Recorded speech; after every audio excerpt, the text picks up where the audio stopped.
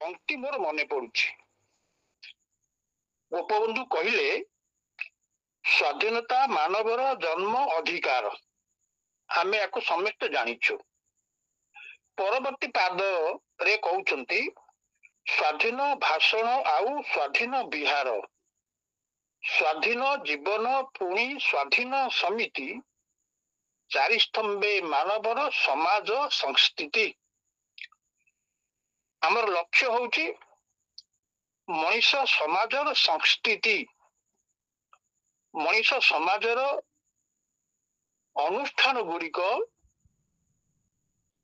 ବଳବତ୍ତର ରହିବ, କ୍ଷମତାଶାଳୀ ହବ, ପ୍ରଭାବଶାଳୀ ହବ ଓ ମଣିଷର ସ୍ୱାଧୀନତାକୁ ସ୍ୱୀକାର କରି ତାର ବିକାଶ ପାଇଁ ଉଦ୍ୟମ କରିବ।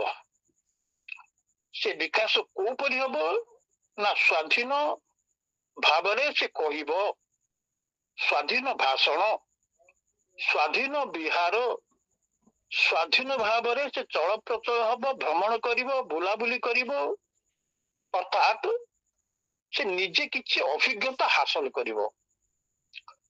ପୁଣି ସ୍ୱାଧୀନ ଜୀବନ ପୁଣି ସ୍ୱାଧୀନ ସମିତି। ସ୍ୱାଧୀନ ସମିତିଟି ବଡ ଗୁରୁତ୍ୱପୂର୍ଣ୍ଣ କଥା। ସ୍ୱାଧୀନ ଭାବରେ ଆମେ ଯଦି କୌଣସି ସଂଗଠନ ତିଆରି ନ କରିପାରୁ, ତାହେଲେ ଆମର ମନୋଭାବର ବିନିମୟ ହେବ କିପରି? ପାରସ୍ପରିକ ସହଯୋଗ ବଢିବ କିପରି? ପରସ୍ପର ଭିତରେ ବୁଝାମଣା କିପରି ରହିବ ଏବଂ ତା ବିକଶିତ ହବ?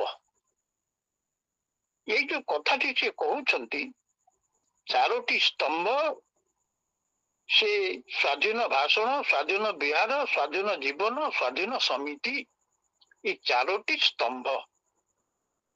এই ଚାରୋଟି ସ୍ତମ୍ଭ ମଣିଷ ଗଠନର ସ୍ତମ୍ଭ, ଭବିଷ୍ୟତ ନିର୍ମାଣର ସ୍ତମ୍ଭ। ଆମେ ଯଦି ବିଚାର କରୁଛୁ ଯେ ସ୍ୱାଧୀନ ଭାରତ ବର୍ଷରେ এই ଚାରୋଟି ସ୍ତମ୍ଭ ଆମକୁ ଯୋଗେଇ ଦିଆଯାଇଛି କି, ଆକୁ ସୁସ୍ଥ କରାଯାଇଛି କି ନା ତାହା ଦିନକୁ ଦିନ ରୁଗ୍ଣ ହେଉଛି।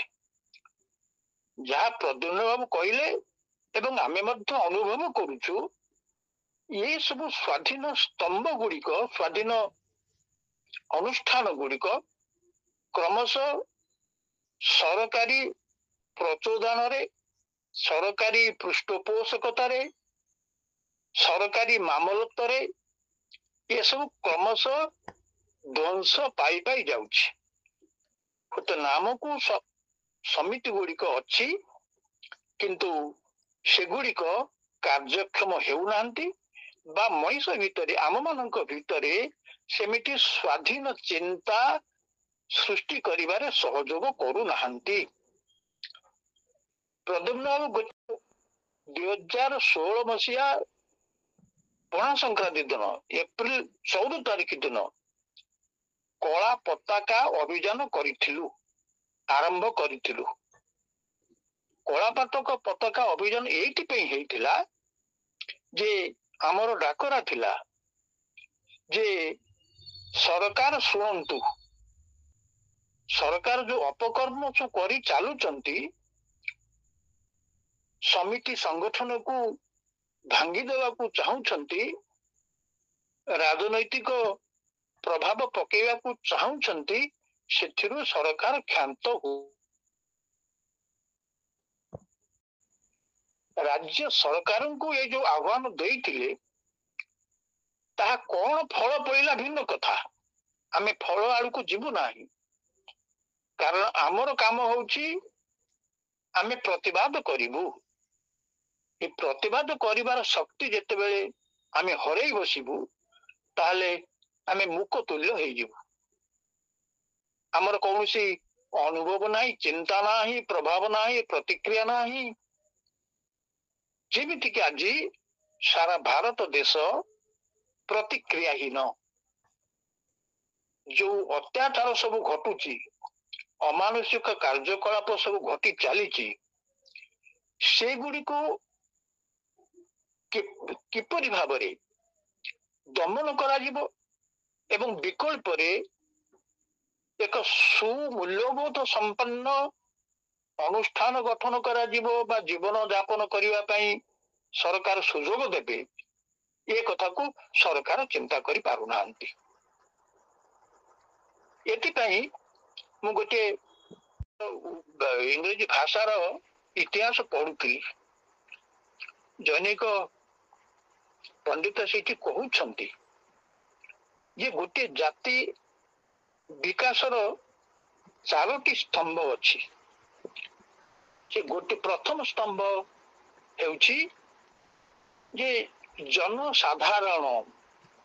ଏ ଜନସାଧାରଣଙ୍କର ଆଶା ଆକାଂକ୍ଷା ସ୍ୱପ୍ନ ଯଦି ସରକାର ସଫଳ କରିପାରନ୍ତି, ତାହେଲେ ସେଇ ଜନସାଧାରଣ ଆପେ ଆପେ ନିଜ ଭିତରେ ଗୋଟେ ଆତ୍ମବଳ ସଂଗ୍ରହ କରିବେ।